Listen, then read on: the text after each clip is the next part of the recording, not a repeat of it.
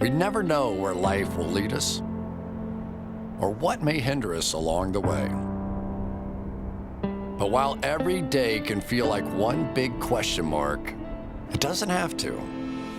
With the right insights, strategies, and solutions from Western and Southern Financial Group, together we can look ahead to leave the unknown behind.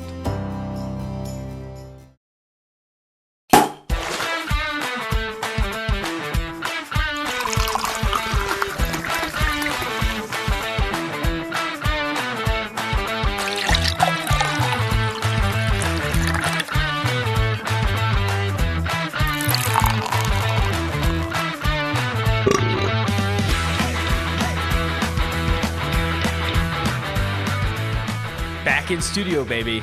Back-to-back days. I love the 3 episodes a week, man. Doing 3 episodes a week on 2-for-1 drafts. The mailbag episode, arguably the best. Yeah. No stories today, but someone in the YouTube comments did mistake me for George Clooney since upgrading the fit. I got some new pants on today. That happens. Some fresh kicks. Oh my God. I feel like you usually get Brad Pitt, but Clooney I could see too. Yeah, exactly. Clooney, a young Clooney, I'll take. I honestly will take a young Clooney.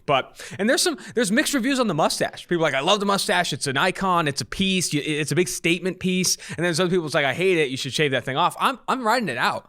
I'm coming for the crown. You know who has the mustache in media right now? Warren Sharp. If the YouTube video, throw a picture of Warren Sharp on there. I'm coming for the crown. That guy thinks he's the only guy that can rock a mustache. I'm coming. I like the guy who said, no, you wants you to keep the mustache so we can get more bad date stories. Oh, that's a great take, actually. Yeah. The bad date stories continue to run. It's not a good look. It's not a good look. All right. We don't have a story to start the mailbag episode. I will tease this one again, though. On Monday, I will drop the story that involves a shotgun, my dad's mom, my grandma, and Thanksgiving all in the same bit here. Should be a pretty good one on Monday. We'll think about what you're going to tell on Wednesday because people want to know more about you. People want to know more about you. Let's go ahead and get into the mailbag episode. Remember, leave a Apple Podcast review, 5 stars if you could, and a question in there, and we will get to it eventually. There's so many coming in. There's so many coming in. There's a backlog, but we're going to get to them eventually. We're going to continue to burn through them on this Thursday mailbag episode, starting with Shaplito from January 21. That's how backlogged we are. Yeah. What's your opinion/prediction of Emory Jones at Florida? How's it feel having the most entertaining pod on PFF? Sam and Steve could never LOL. It feels pretty good to answer that part of the question. And I agree, like with the premise of that question as well. But to Emory Jones, for people who don't know, he's the quarterback of the future at Florida. Actually played some this year, 36 dropbacks, earned a 90.5 overall grade. That's for his running ability, though. The dude can scoot. He is talented in that regard. And he's talented, like, period. He has a pretty solid arm. I wouldn't put him up there with, the Zach Wilsons of the world or the Trey Lance's. He's not to that level, but I think he's got about as strong arms like a Justin Fields. Like he's got an NFL arm, got an NFL release. I'm excited to see what he does because he was kind of, even though, 90.5 overall grade, whatever sounds great. I think only 72.5 passing grade. Really up and down as a passer. Showed some really nice throws. He had a nice touchdown throw against Arkansas where he thread the needle on a post. Back shoulder against Oklahoma that were like NFL throws. You're talking about projecting to the next level. Those are throws you got to make. But man, you saw, I think the very first play he came in, or the very first snap he took this past year against Ole Miss, he just like threw up a prayer down the field under pressure. So I need to see how he kind of performs when he's the guy next year. But in terms of just talent of returning quarterbacks coming back, he's in the top 5 in terms of just physical ability. That's huge. You know who I'm excited for next year? Emory Jones, like you said, talented. Small sample size to look at that production or those grades. But DJ Uiagalelei. I think that guy's got some talent. Talk about talent. He'll be a sophomore, though, so we're still not going to be drafting. No, we're still not going to be drafting DJ Uiagalelei, but I'm excited to watch him play football. Okay, Can I not be excited to watch him play football? We can also still get Big Dave on the podcast. We're going to get Big Dave on the podcast. So Faro, we need Big Dave on the podcast. He helps us get book interviews here. We need Big Dave on the podcast. We'll find a way. No, I'm actually excited to see Malik Willis, the Liberty quarterback. Oh, wow. He's transferring. I don't know. I'm not sure if he is. I think I heard he's transferring. He might have the strongest arm in the country. That guy's got a hose. Really? Yes. So I'm excited. Yeah. All right. Next mailbag question. This one comes from A. Bortnick. Hey, guys. Really like the pod. Mike has become one of the most trusted draft analysts, and Austin might be a movie character walking with his stories. I'll take that. Anyway, my question is about Jets 2020 rookies in the secondary. They went volume in the later rounds, but on guys you liked. Bryce Hall, Ashton Davis, even Lamar Jackson, and Javelin Guidry got playing time. Were any of them impressive / disappointing, and would you start any in 2021? I think you have to give all of them the caveat of Greg Williams was their defense coordinator. Very true. So Lamar Jackson was the guy who got left on lens. an island against Henry Ruggs in that game they blew with the cover zero blitz. Yeah, so that caveat, I thought Bryce Hall actually looked good. We talked about the one game he had that, I think the one-handed pick against the Chargers. It was sick. I reenacted that pick, I think, on the episode. You reenacted it. I think the ball skills you still saw there, reason to be encouraged, 62.8 coverage grade, considering how badly rookie cornerbacks got thrashed this year. A lot of reason to be encouraged there.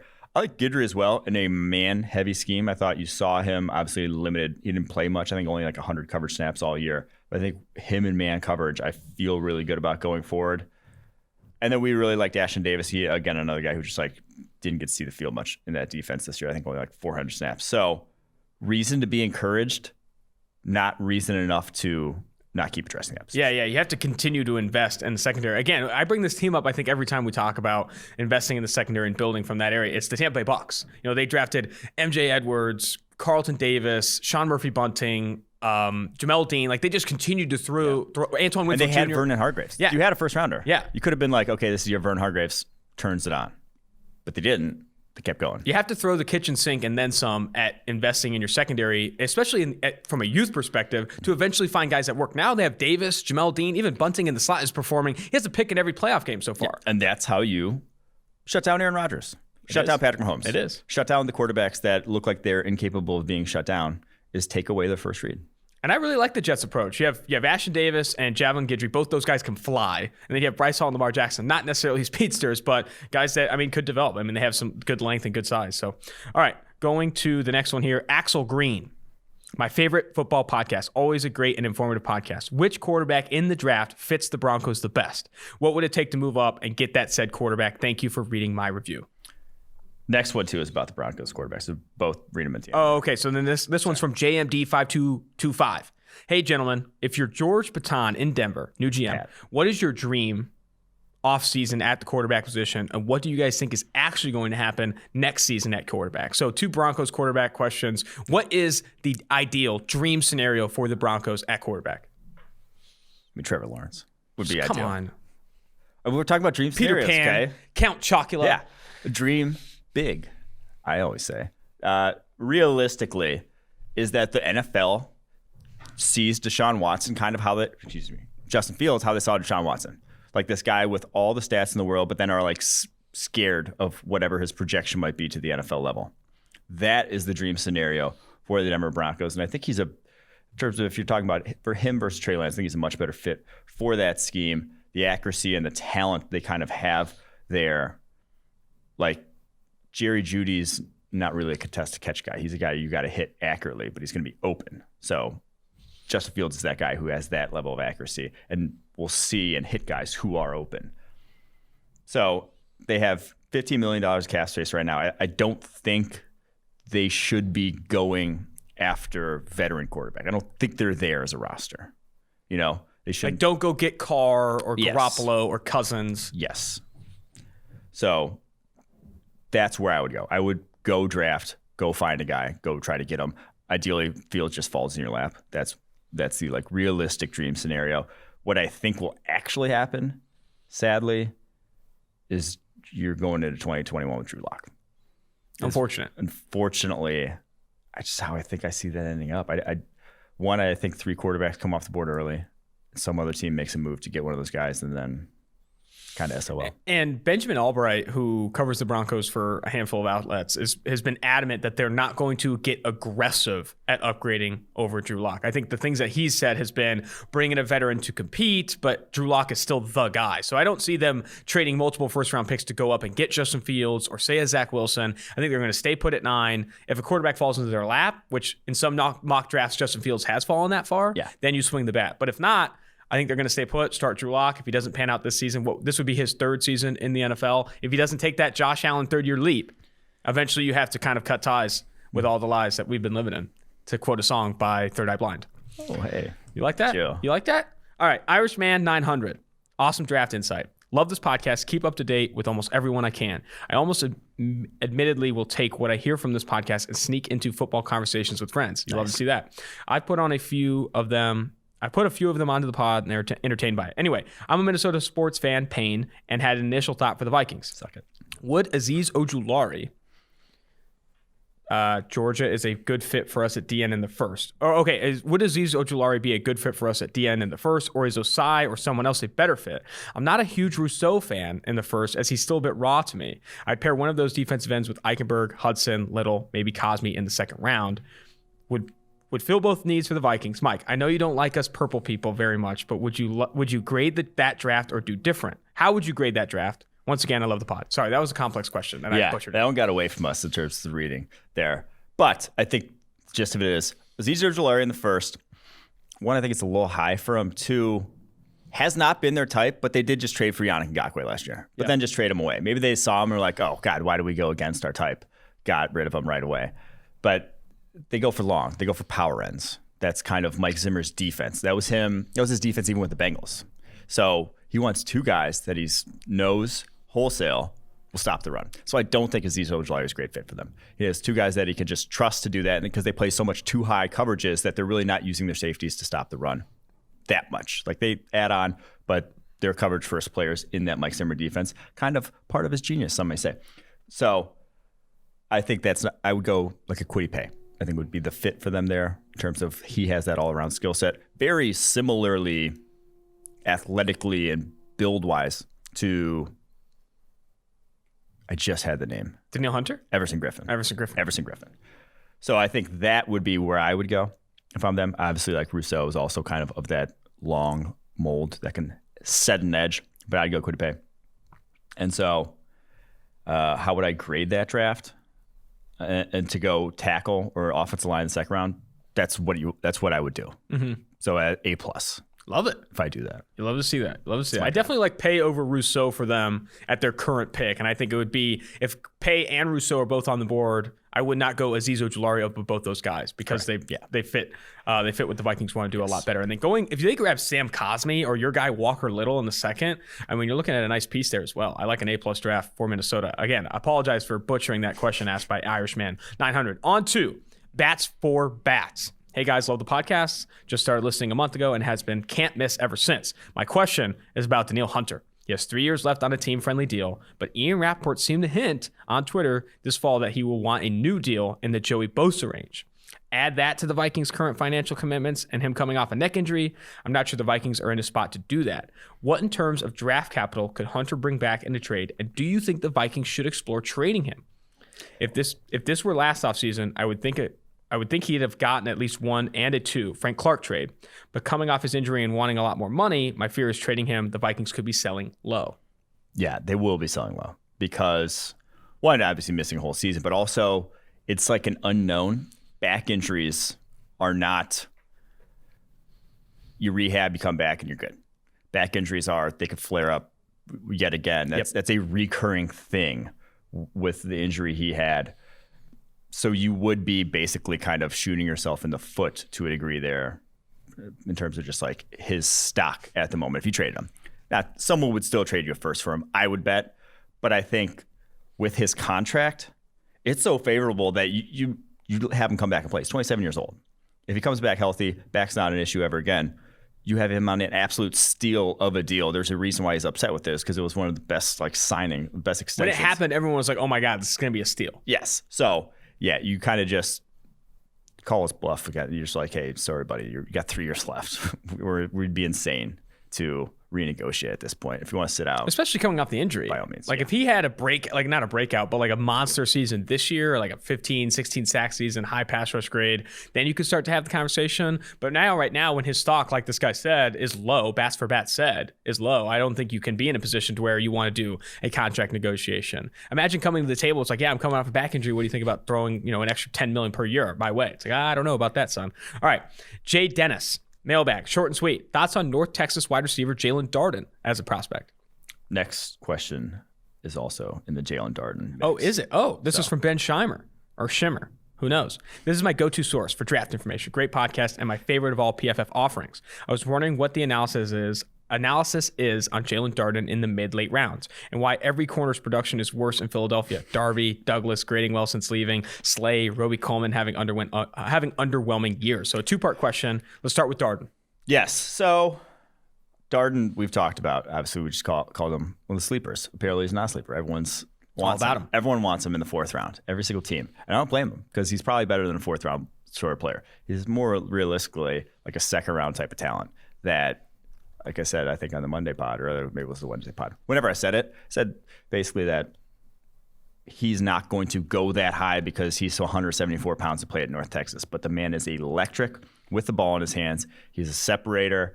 Now, if we're talking about those guys who are the slot guys in this class, there's that group that have a sort of similar sort of description and role that they'd play at the next level. You got Elijah Moore. You got Rondale Moore. You got Kadarius Toney. You have Darden. Tutu Atwell. And I'd even throw in Cade Johnson. Cade Johnson in that mix. 6 guys. Of those, I think I'd rather have Rondale, Kadarius Toney, Elijah Moore, all before him, wholesale. And then maybe I'd probably go lean Cade Johnson too. I just think he's a more polished receiver. Darden maybe a more explosive athlete. So those 4, he's with Tutu Atwell.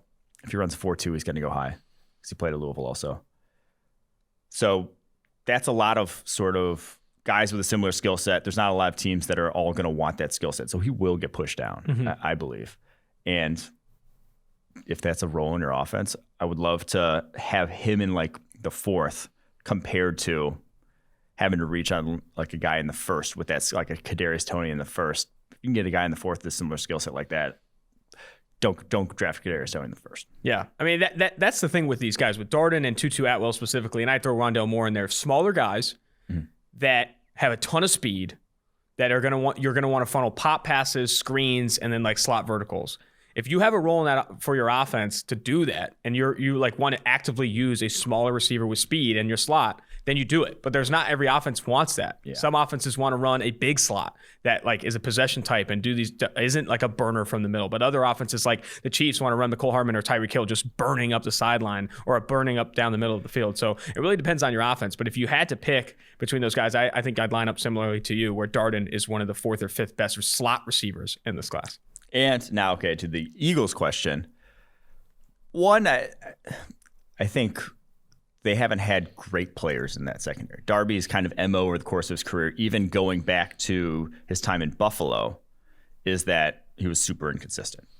So great year 1 with the Eagles, not as much down the stretch. Obviously had some injuries too. Darius Slay actually graded out better with the Eagles than he did with the Lions. Like, he was not great the year prior to them trading for him. Now, Matt Patricia, not a lot of cornerbacks were great there with him. So leave that as you may. But that also goes back to kind of what I touched on with at the top with Craig Williams' defense. You're putting guys, especially at the cornerback position, especially in coverage, in positions to either succeed or fail a lot of the times. Like, if you are in a favorable situation, if you were playing for a good defensive coordinator who has a handle on like what the offense is going to run and where, like how to attack it, you'll just be in more favorable situations as a corner. So if you're, and so it does kind of come down to the coaching was an issue there. And if it's that consistent over that long a period of time, and that's why they got rid of the staff, obviously.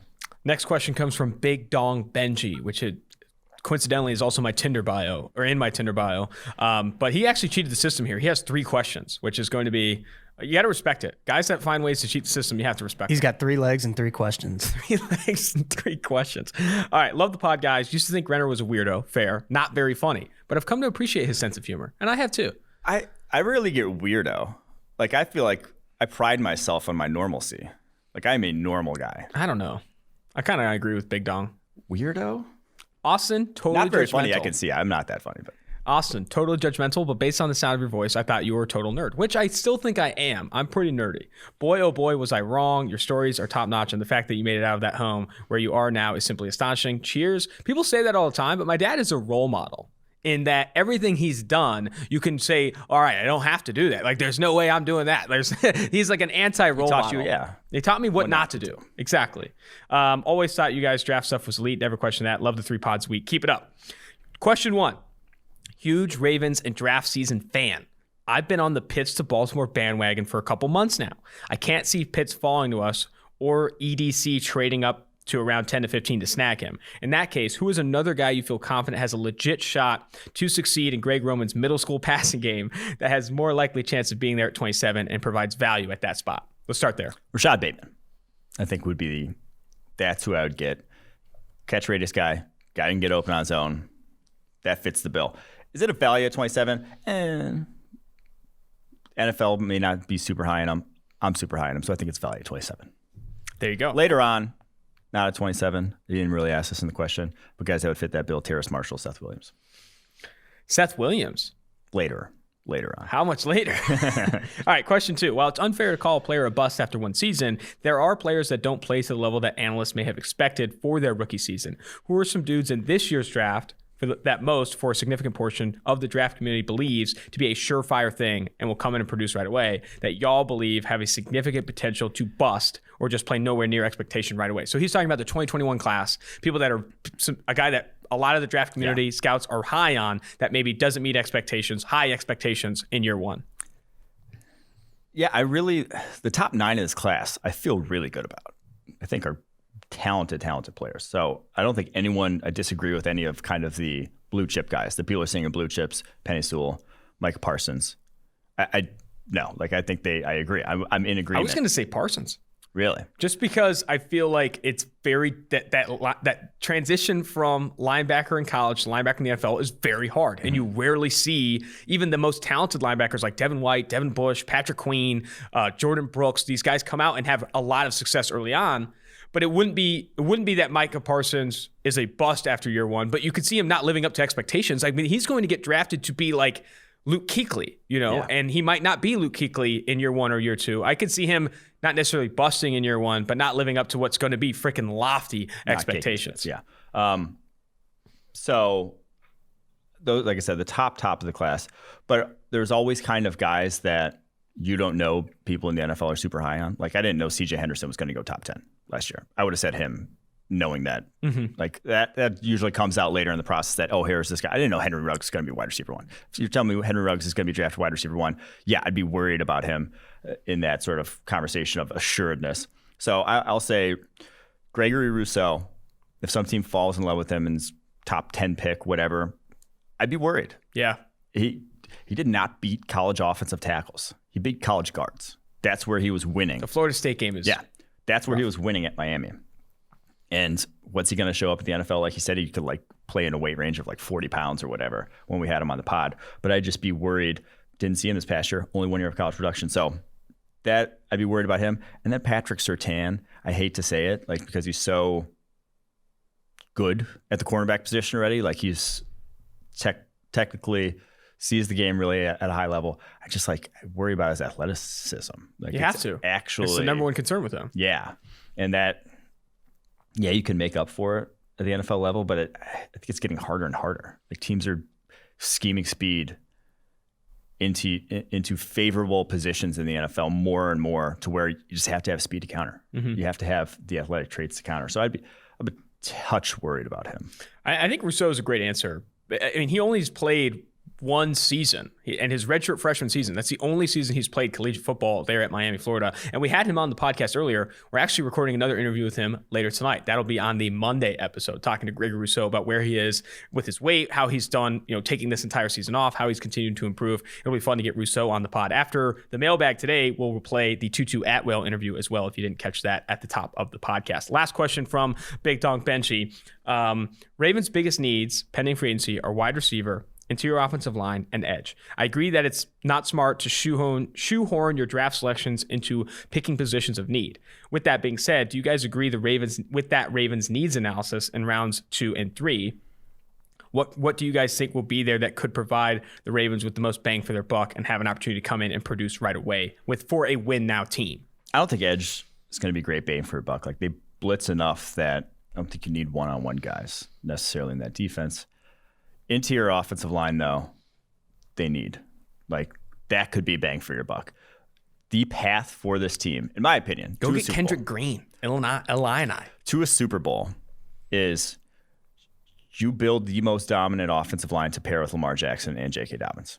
And as much as we say we hate the run game, when you're when you're a juggernaut in the run game, unstoppable, it still wins in the NFL.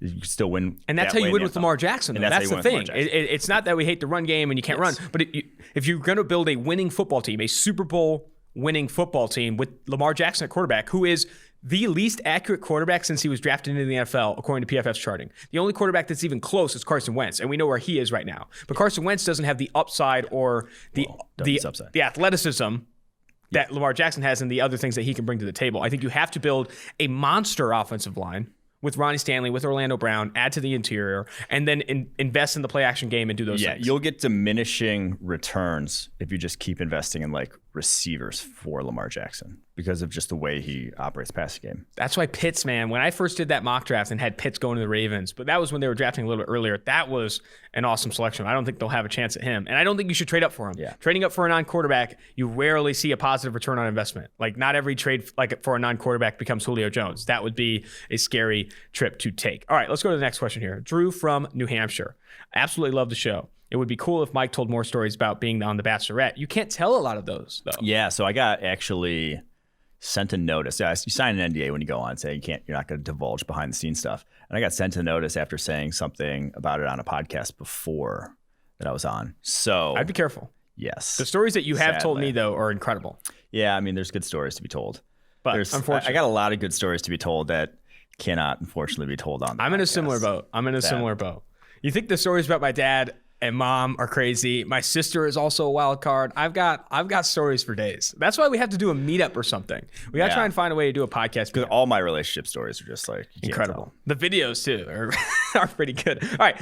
The current Bachelor played wide receiver for Wake Forest. My real question is, though, about Jonathan Adams from Arkansas State. Have you seen his absurd contested catches? Where do you think he goes? Seems like a late day 2 guy. He's probably a day 3 guy. He's just not a great separator, even against Sun Belt competition. Like, the contested catches, love his highlight reel, love his body control, bigger dude.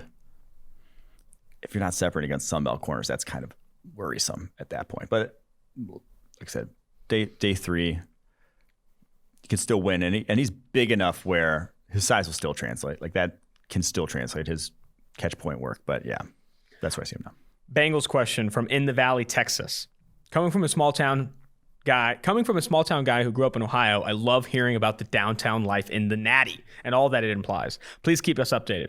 Do you think it's better for the Bengals to take a tackle, Penei Sewell, in the first round and a receiver like Terrace Marshall in the second, or a Jamar Chase and a right tackle in the second? PFF has put team building on the top of my mind. Sewell. If Sewell's there, you take Penei Sewell. That's how good he is. And I had not watched him again since the summer because he didn't play in 2020. And I watched his whole tape and I was like, whatever, good. And it kind of just like that sort of, the farther you get away from something, you forget about it. It kind of diminishes in your mind how good a guy was. Kind of brings it back towards average. You regress in your mind how good a guy is or how bad a guy is. And Brandon Thorne, the offensive line analyst, great guy. He does great work. Follow him on his website. Started tweeting out clips of Penei Sewell again. I'm like, God damn, I completely forgot that he was an absolute monster and only 19 years old, doing physically some things that should not be done at the tackle position. So, yeah, I'm going to say it. DJ, I think you're a little crazy for having Rashawn Slater above Penei Sewell. Penei Sewell's a freak of nature. You don't pass on Penei Sewell. I agree with you. Penei Sewell over Jamar Chase and everyone there. If Penei Sewell's there at 5, the Cincinnati Bengals should sprint the card in. There were concerns is where you're taking Rashawn Slater at 5 and forcing that needed offensive tackle. That's where I feel like a Jamar Chase, if he's there and Rashawn Slater's there, where Chase makes more sense. But if Penei Sewell's there at 5, it's almost a no-brainer. And I would love to get Taylor Bouton in free agency. True. Go do that. Then move someone to guard. or trade for Trent Brown, trade for Jake Matthews. I think there's opportunity to trade for some of these guys who maybe have somewhat bloated contracts for teams that are trying to get some cap space. I think you can make significant upgrades at tackle and along the interior offensive line in the offseason via trades and free agency. And that's what you need to do. Because I'll tell you right now, as good as Penei Sewell is, and I think he's one of the best offensive tackle prospects we've seen, that offensive line isn't getting solved with just him. And it can't just be other rookies you draft. You can't go tackle and then another tackle in the second, then 2 interior offensive linemen on day 3. That's not going to solve it. You need veterans. You need guys that have proven production in the NFL. Go get a guy like Jake Matthews, Trent Brown via trade, or sign Taylor Moton, or Trent Williams even. Trent Williams is a free agent this offseason. That's another guy that I think could have some success. All right. This is another Bengals question. Huge fan of the pod. This is from J_Geyser. After listening to the last mailbag question about what the Bengals should do at 5 between Sewell and Chase, which I don't think is that one, but what if the Bengals sign an offensive tackle like Moton? Does that nail down the decision for what they do at 5 between Chase and trade back? Oh, shit, we meant to ask these questions together. We should ask them together. That's right. I suck. Yeah, that's what I was saying. Oh, that's why I answered this one, because I was reading it while I wasn't even listening to you. That's what, yeah. So even if they sign Taylor Moton, you draft Penei Sewell. Yeah. So, like I said, someone's moving to guard. If it's Chase versus Slater, then obviously you're going Chase at that point, I believe. But yes, if you sign Taylor Moton, bringing in Penei Sewell at 5 is good. Yes. Cool. All right. Now down to JDG983. How many offensive tackles in this class are projected to be a franchise left tackle? I see many prospect overviews that say a prospect ceiling is a good right tackle. But as a Colts fan, I'm wondering especially if there is an Anthony Costanzo replacement in the second round, even if that guy needs a year to develop. All right. Left tackle, right tackle, stupid. You can either play tackle or you can't. So the ones I feel good about: Penei Sewell, Rashawn Slater, Christian Darrisaw, Virginia Tech. That's the tier of guys where obviously Sewell's in his own tier, but if you're drafting them, I would expect them to come in and play well at tackle year 1. Guys who are close to that tier, guys who I could see getting there very soon, being quality starters like somewhat early on in their career. Tevin Jenkins of Oklahoma State. Walker Little of Stanford, kind of a wild card tier on his own. Sam Cosmi of Texas. Dylan Radins. I was saying Reduns this whole. Someone corrected me. I trusted you with Reduns. I mean, who cares? Sorry. Radins cares. Radins cares. I know. People did care. I apologize. That's that tier. Next one is the kind of just don't feel as good about as that tier, but they're also close in their own right.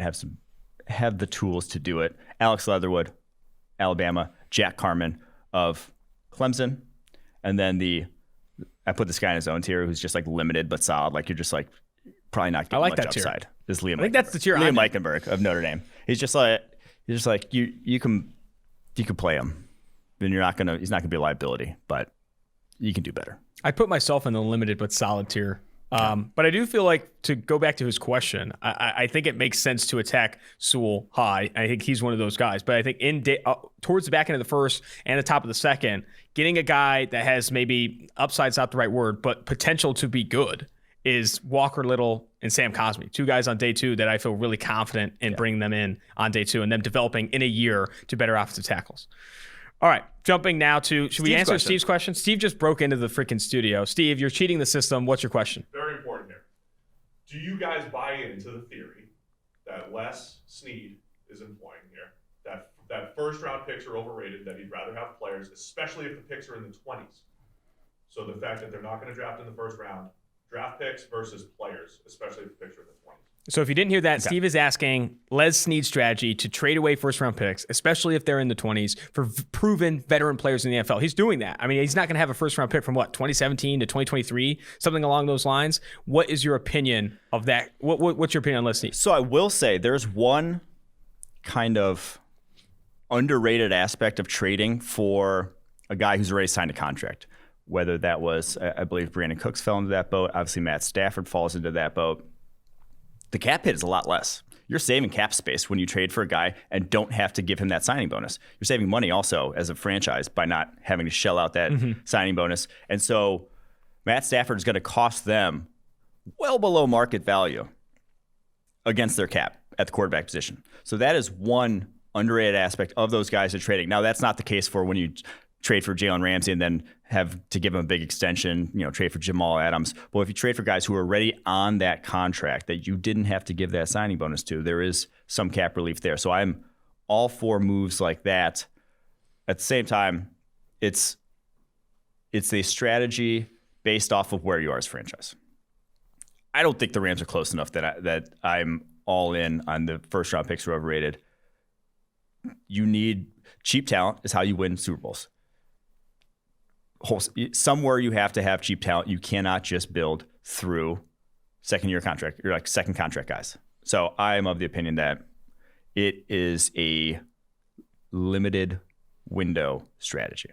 I think I would argue that first-round picks are still overrated. I think they are overrated in some ways. But I do think that in this situation, it depends on who you're trading for. Because, like, Matthew Stafford for, 2 first-round picks, and I know they're getting out of that Jared Goff contract. Like, Matthew Stafford is not significantly better than what they had in Jared Goff, in my opinion. Like, not 2 first-round picks better. And I think that's where the concern in the strategy is. When you start to force it, because like Jalen Ramsey was likely worth what they traded him for. And there's other players that you bring in that, like Brandon Cooks, when they had him, I thought was worth what they traded for. But when you get into the situation where you keep doing it and you keep trying to force these first-round picks to find talent on those second and third contracts, forcing it for a Matthew Stafford, I feel like is where you're maybe overthinking things. Because I don't think they were a Matthew Stafford away necessarily. Yeah. I think they were, a lot of other things away. Also look at, this was also kind of the Texans strategy.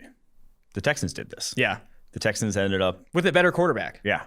And the Texans are why you don't. But again, they traded for Laramie Tunsil. They traded like two, 3 draft picks for Laramie Tunsil, and that is the guy that's not making your team like significantly better. Like you have to, when you're making these decisions, to trade multiple first-round picks for a single player. Because think about the value you get in 2 first-round picks. First-round picks are overrated, right? Yeah. But if you trade 2 first-round picks for a single player to bring that positive return on investment, that player needs to be significantly better than what you could bring in for 2 picks in the first round. And that's just so hard to do, especially at left tackle. At quarterback, it's a different conversation. But I don't know. Matthew Stafford, I don't know how much better he's going to be than Jared Goff. You spoke about this on the Monday episode where it's like Jared Goff at his peak was damn good. Mm-hmm. And Matthew Stafford at his peaks is very good as well. But what are you getting in this offense? It'll be interesting, but it's an interesting conversation for sure. Thanks for the question, Steve. Thanks for the question, Steve. Thank you guys. Good answers. All right, jumping now from Steve Palazzolo to Blakey Swag 11. I have a 2-part question for you. Choose which one or both. We'll do both. Which prospect at each position would benefit from going back to school and entering 2022 draft? I'm not going to do each position. That would be nuts. That's a lot. I'm going to do one on offense, one on defense. The one on offense we touched on, Davis Mills from Stanford. He had 10 starts over the course of his college career. Not a ton of, NFL talent around him offensively. Obviously, Simi Fehoko, whatever. But I just thought if he came back another year, he could be getting a lot more buzz than he's getting now. Defensively, I'm going to go with Rashad Wildgoose, Wisconsin cornerback. Been starting since his true freshman year there. Started true freshman year, true sophomore year. He's played outside and in the slot there. Got hurt this past year. Declared for the draft. And the reason being for this, it's kind of like I would want him to come back to school, but then also transfer, because you watch this guy play man coverage when he is one-on-one, and that is his only job. He's damn good. Not a lot of guys have a man coverage skill set. Not a lot of guys have that level of athleticism, those sort of movement skills. When you do, it shows off tape right away. And I will let you, loyal listeners, go to the draft guide, the update on Monday. You'll see his stats in man coverage over the course of his career. They're insane. But he's played about 100 snaps in man coverage over the course of his career. Yikes. He is not, Wisconsin is a zone-heavy defense. A lot of times he is not going one-on-one with guys, and that is not his skill set. That is not where he wins. So if he went back, and I even wrote in the draft guide, I said, if he played at Ohio State, he'd be talked about in a better light than Shaun Wade right now. This guy would be talked about as a top few round picks, I believe, because he's that talented, but you just almost never got to see it because he's playing the slot in zone coverage.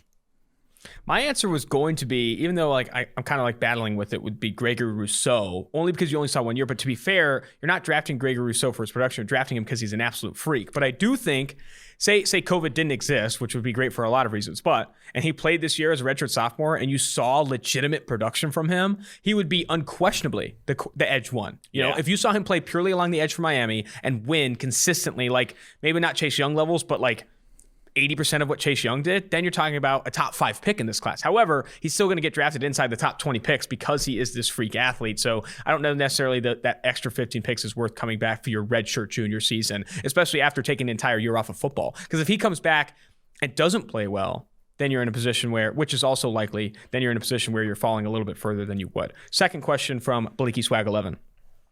Zaven Collins is definitely top 3 on my hashtag fun to watch list, which you love to see. Where does he rank for you, and where do you think he ends up? He's one of the fastest sideline-to-sideline linebackers in all of college football and reminds me of an unpolished Isaiah Simmons. All right, we'll do fun to watch rankings next week. I like it. We'll lead off the Monday pod, barring no other big news like a Super Bowl happening, with the fun to watch rankings. But he's 31st on our draft board. I think he goes in the first round because he's got a unique skill set. Kind of the top of the linebacker class are all guys who have very different, Micah Parsons is very different from Jeremiah Owusu-Koramoah, who's very different from Zaven Collins, who's very different from Nick Bolton. So if you want a guy who is a 260-pound linebacker that can blitz like a dog and also play zone coverage, you're not going to find that guy in the 4th round. No. If that's a guy that's going to fit in your scheme, got to get him in the first. It's going to be a limited skill set that doesn't exist a lot of places. So I think he goes in the first. And the fit, I would say, the Pittsburgh Steelers would be a team that could be in use of a guy like that with how blitz heavy they are, what they ask their linebackers to do. Now, they also have a few other needs this offseason, but if I had to say one team, pick one out of a hat right now, that's where I pick. We got to get him on the pod because his story's got to be wild. Remember, he's the guy that's from that Hominy, Oklahoma, didn't have any offers outside of Tulsa. And that town has 3,000 people entirely in the entire freaking city. Yeah. And he played every single position in high school. I think he even punted and kicked for that high school. And obviously goes to Tulsa and has a ton of success. I'm excited to see where he goes in the NFL and how he's used. And I think you hit on something I wanted to touch on further. People talk about positional needs. Like, we need help at linebacker. The diversity of skill set at linebacker in this class, specifically at the top, is absurd. Like, you're getting a lot of different types of guys. Like, Bolton is not anywhere near what Micah Parsons and Zaven Collins bring to the table. And Jeremiah Owusu-Koramoah is almost in a tier of his own right because he barely even played inside the box last year. I mean, a ton of in the slot, ton of deep safeties, that type of stuff where he not a ton of deep safety, but he played more than other linebackers did. Rover. Position. The Rover. It's like, I hate when every college has their stupid name for what they call it. The Viper, the Rover. San Diego State had a similar, I think it was called like the Warrior or something like that. The Warrior position. All right, let's jump now to CTK0. Great pod, provides awesome insight and stats that are very eye-opening. His question is, thoughts on Davis Mills? Haven't seen him ranked on the PFF board, if I recall correctly. Watching him, he looks more physically talented than a guy like Trask and a better processor than Mac Jones. But that Stanford offense, Pac-12 COVID response, and other factors have prevented him from perhaps the breakout year he needed. We've talked a ton about Davis Mills of late. Yes, we have. And it's because I didn't watch him until he declared because, I didn't think he'd quarterback with like 10 starts in his career was going to declare. I just didn't expect. Trey Lance is declared. It was kind of like I didn't watch a lot of JT Daniels either because I didn't expect JT Daniels just to declare after, really one season. So, like I said, I really liked what I saw. I think we talk about that top 6 of guys. I think he would be 7 right now. That top 6 obviously being Trevor Lawrence, Zach Wilson, Justin Fields, Mac Jones. Wait, is it 6? Trey Lance and Kyle Trask. And then I think he would be 7. Wow, right, 7. Not Jamie Newman. That's more saying there's just not a lot of other talent in the quarterback class. Fair. Too. That's pretty fair. All right, jumping now to Wars Trek. Love the pod. Giants fan, we need an edge. I think the best one will be Jason Oweh of Penn State. How far could they trade back and still get him in the first? So Montez Sweat went 26, right? Back when Washington drafted him. Yep. Him and Dwayne Haskins in that same draft, right? Yeah. And they traded up for him. And he had some like injury or something. People were saying he was falling off field. I don't know what it was, but he was like a late fall in the draft. I don't think Oweh, with his physical skills, his tape, I don't think he goes past 26. So don't trade past 26. I think early 20s would be a safe bet. They could probably still get Oweh because his tape's not utterly He's kind of a sleeper right now. We didn't mention him on the sleeper list, but like not enough people are talking about Jason Oweh. And I think it's because of the sack production. Like he didn't have a ton of sacks in college. Did not have a sack this past year. Oh, man. Which, concern. Whatever. All right. Still flip on the tape, as I said. Like pop on the tape. Cut on the tape, like Jeffrey Okudah said that one time. Cut on the tape again. Jaron Benton with like 17 N's. If I could substitute this podcast for air, I would. These guys know more about the NFL draft prospects than anyone doing it right now. Austin is all-around hilarious, insightful commentator with a certain magnetism you don't find many places. Damn, I couldn't freaking dream for that review from some of these dates. Dude, put that in your Tinder bio in quotes and then say Jaron Brenton. That's solid. Spell it correctly too, with all the ends. With all the ends. Mike is awesome, crazy smart, and well researched too. Even though he gives off a guy who tries to kick you off his friend's boat vibes. You do give off those vibes. You're like this pretty boy. Well, if a guy came out of my friend's boat and he wasn't allowed, I'd kick him off. You're all right. If any of these sports networks put these guys on there, their ratings would triple. All right. Number one, could you rank the importance of each member of the offensive line? I know we've come a long way from left tackle as the most important position on the field, but I've never gotten a clear reading on where each position fits on the totem pole. Okay. So it depends, in my opinion, on your division. If you're in a division with Von Miller, right tackle is more important. If you're in a division where the best rushers are on one side, that side of the line is more important. You want the guy that's going to shut down those guys. If, like I said, if you're in a division where all the guys are rushing against your right tackles, your right tackle is more important. There is nothing inherently more valuable about left or right. One, yes, okay, left tackle will lead to more sack fumbles. Right tackle will lead to more impactful pressure, though, because that's where your quarterback can see. Mm-hmm. Quarterback is seeing it come into his face. A bull rush from the left side, your left tackle is getting worked back. Quarterback throws the ball. He doesn't know that ever happened. So there's reason to believe that all things being equal of who you're facing, that left tackle and right tackle are equally sort of valuable. Then I believe center to be the most valuable after that, because it's one, it can lead to the most negative plays in terms of like bad snaps, line calls. They're in charge of making all that. So like it's the most where you need the most trusted sort of player at the center position. And then after that, the guard tackle is the guard that is away from your best tackle is the more valuable guard. Fair. The guard that's next to your best tackle is the lesser valuable guard. That makes sense. I like that tier. I like that totem pole. That's how you do it. Brenton was also a twofer. He asked 2 questions. Are there any not yet declared UNC prospects you like? I know Sam Howell is awesome, and if you could give a comp, that would be great. But I'd like to know who to watch with all the talent leaving for the draft.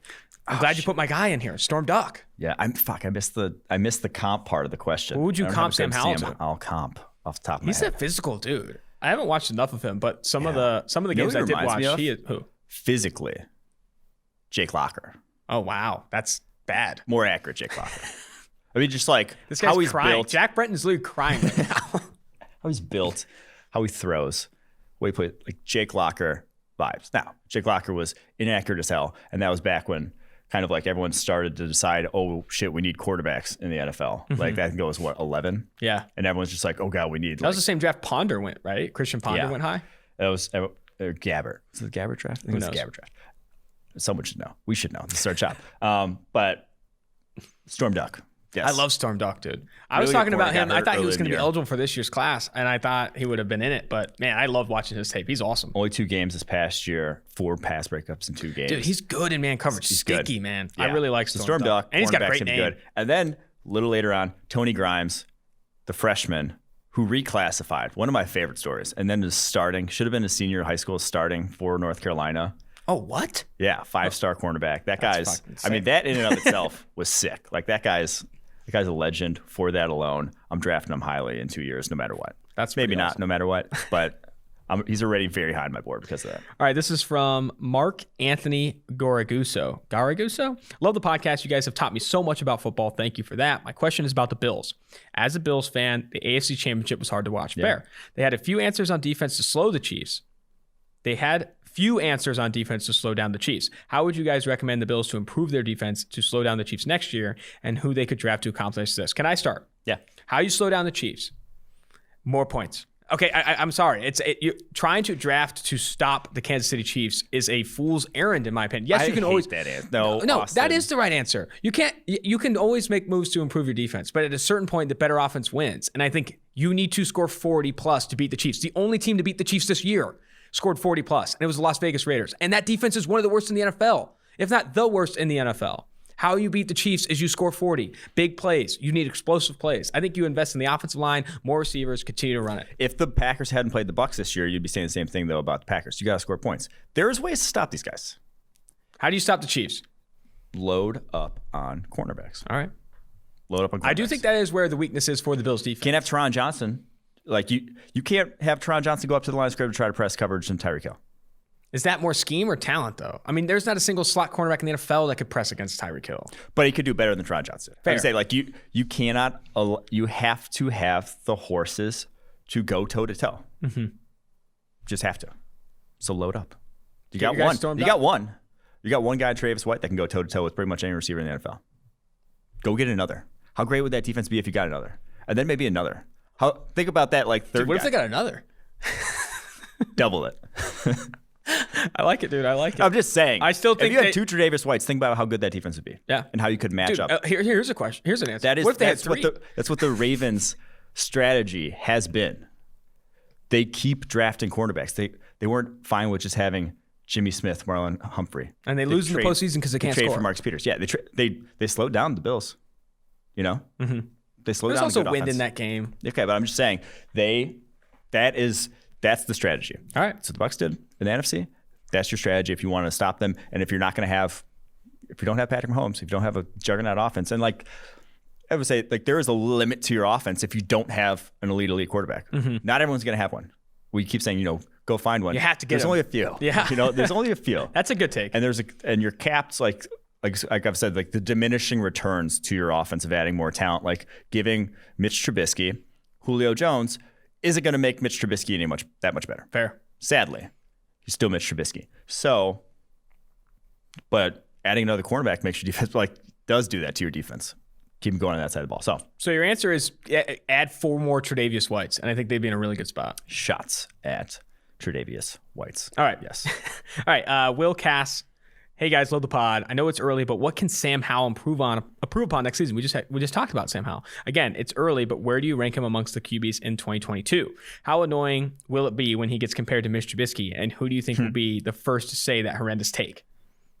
What? How come I have an answer written down for just not this question? Yeah, you screwed the pooch here. I don't know what I did here. I missed this question. We'll get to this question next time. Okay. Yeah, we'll push this question to the next one. I can do that. All right, next question. Sykes 1.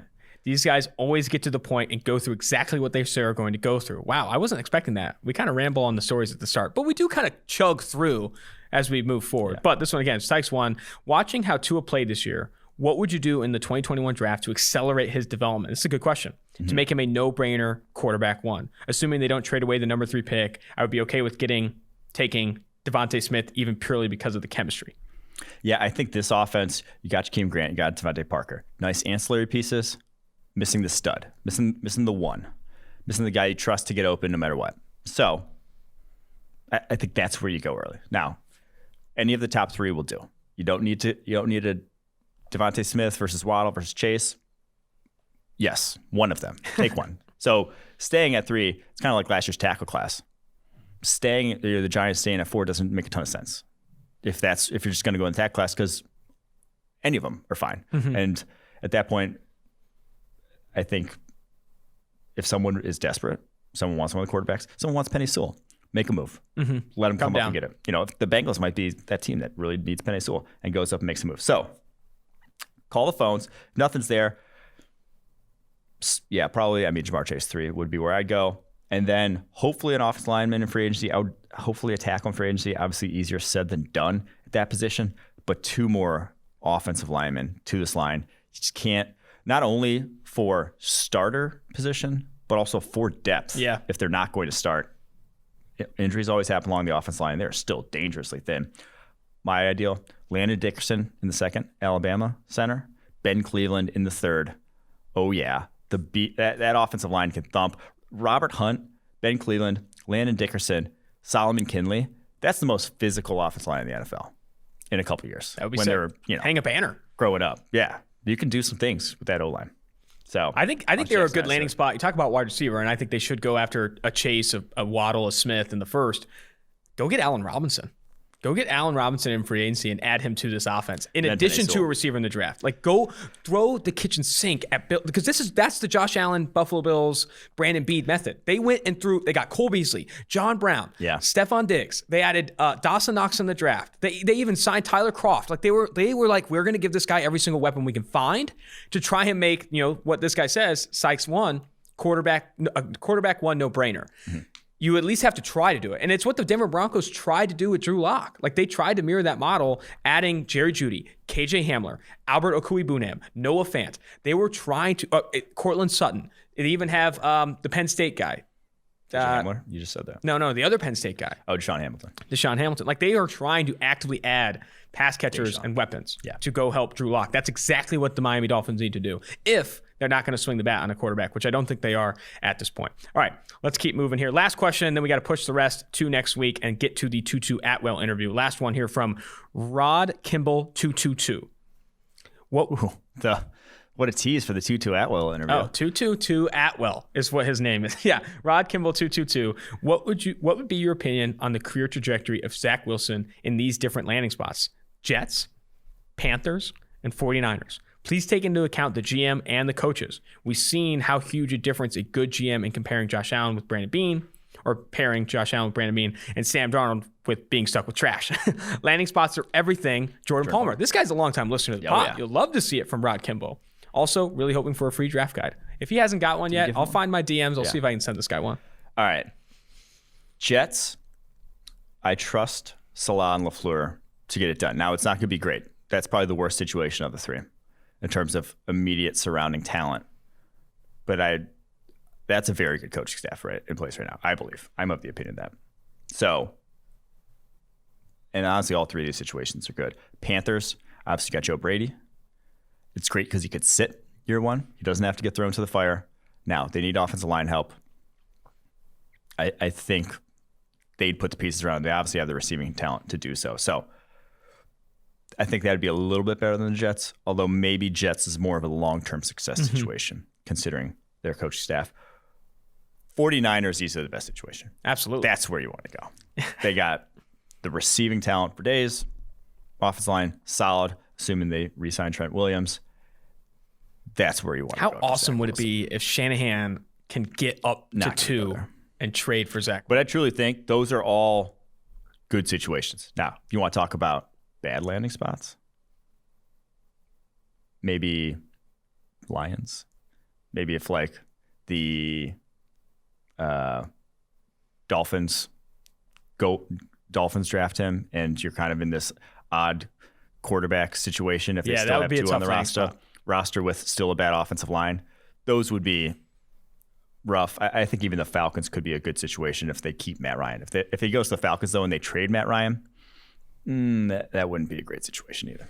All right, that's going to do it for the mailbag episode. We have like 10 questions that will roll over to next week. Make sure if you want your question answered in the future, go to Apple Podcasts, leave a 5-star review, and ask a question. We'll get to it. We'll eventually get to it. Joe Didi, Skull Thune, EM Life Ford 17, A Woods 13. We're going to get there next week. Don't you worry. We will get there. But for now, let's go ahead and jump to the Tutu Atwell interview.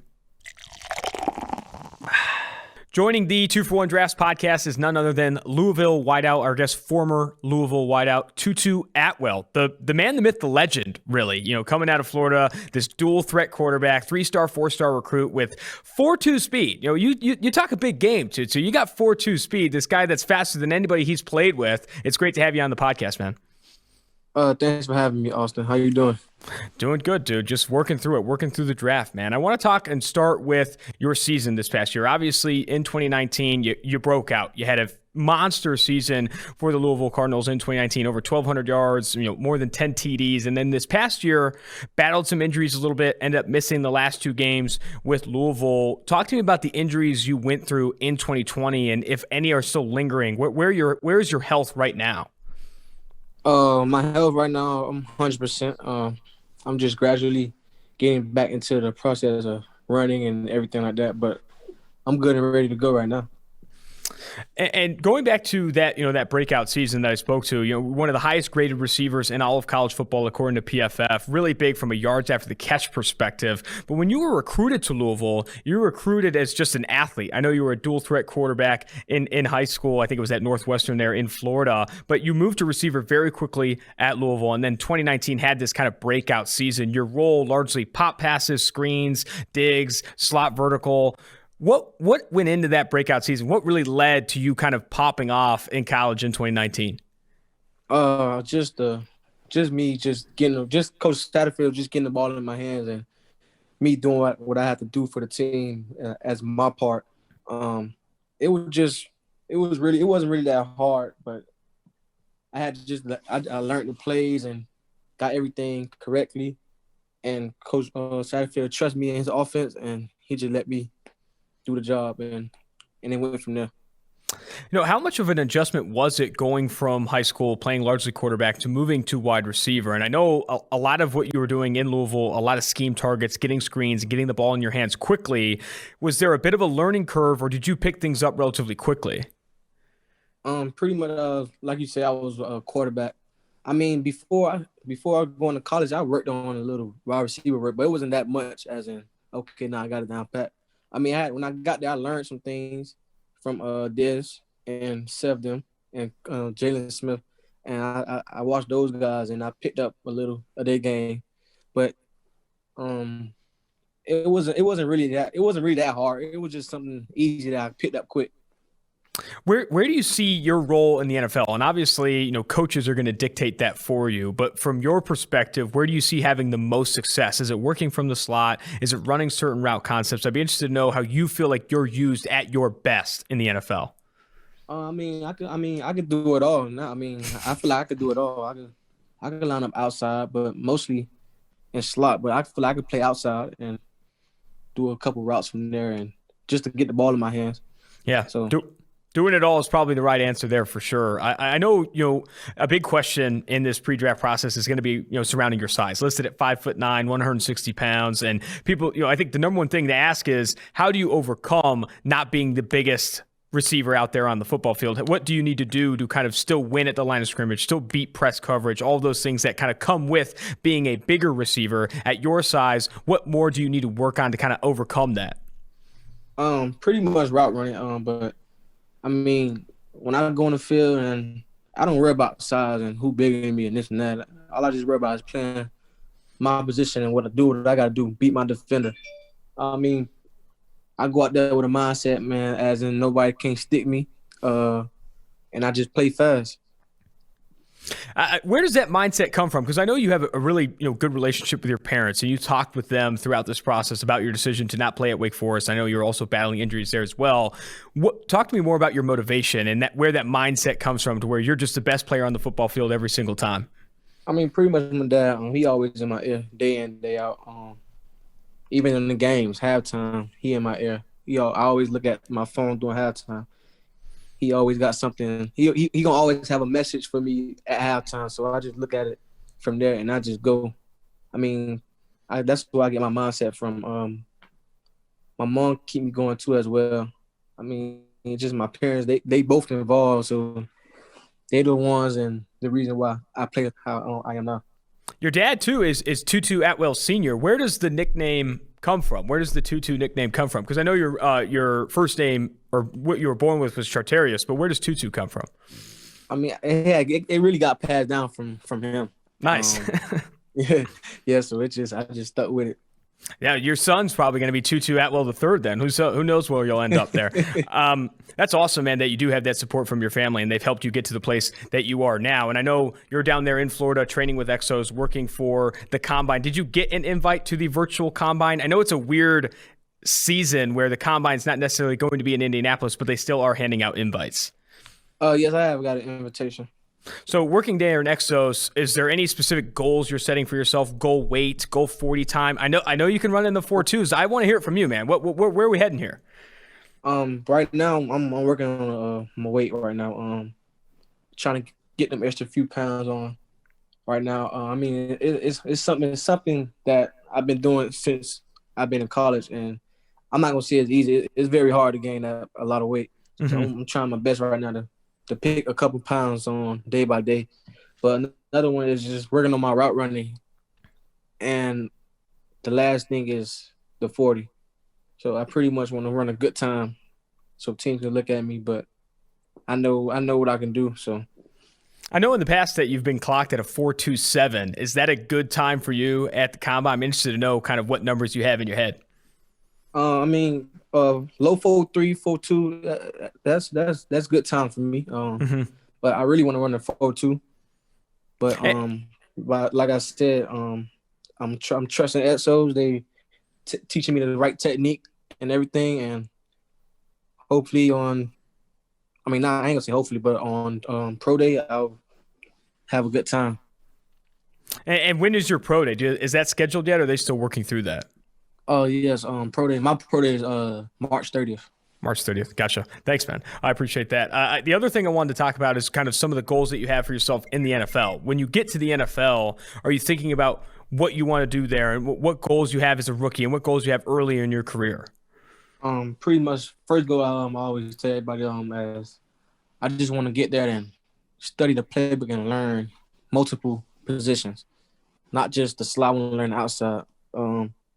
I want to know what everybody has to do on the field, from the O-lineman to the quarterback to the running back and to all 4 receivers. I mean, that's how I play the game. That's how I know. I just want to know what everybody at one time and what concepts and it's just like what everybody has to do. So that's how I learn. Yeah, man. That's awesome. Well, that's all I had for you. I really appreciate you coming on the podcast, and I wish you the best of luck moving forward at Exos and at your pro day. We'll have to get you back on again. But until then, man, best of luck. Thank you. Appreciate it. Thank you, guys.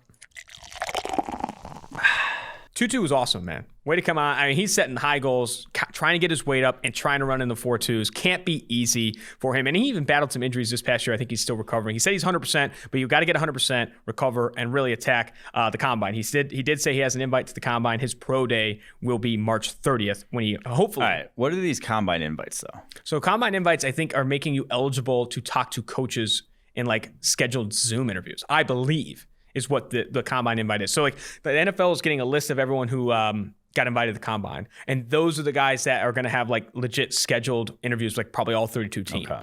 Well, I feel like obviously teams could reach out to guys who don't go to the combine, but those are going to be guys that have are on a list somewhere. Are you not allowed to like call a prospect and just be like, hey, I don't know. I think you're only allowed to take 30 visits, though. There's something along those lines about the 30 like visits. Actually being in-house, but they're not doing that this year. Yeah. So I think there's probably some regulations to that as well. It'll be interesting. Let's just say that. It'll be interesting. Maybe that combine invite gives you a free visit with that prospect that doesn't count against your 30. I don't know. I don't know how it's going to work. All I know is he runs on March 30th at his pro day, and I'm excited for it. Let's see what Tutu Atwell runs, because it's going to be big. It's going to be fast. Until next time, guys, make sure you tune into the podcast. Make sure you rate, review, and subscribe. Leave your comments on YouTube. I need some more George Clooney comps.